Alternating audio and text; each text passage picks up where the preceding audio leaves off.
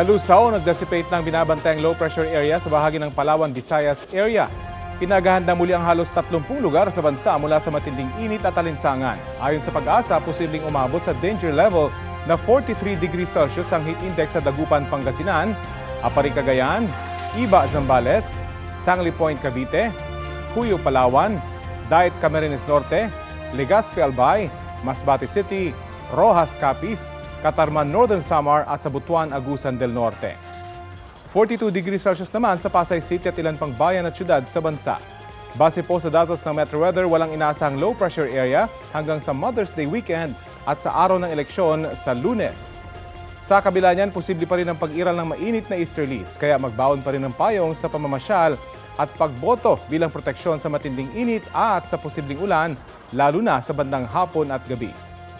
Ngayong umaga, may light to moderate rain sa ilang bahagi ng Northern at Central Luzon, Palawan, Visayas at Mindanao.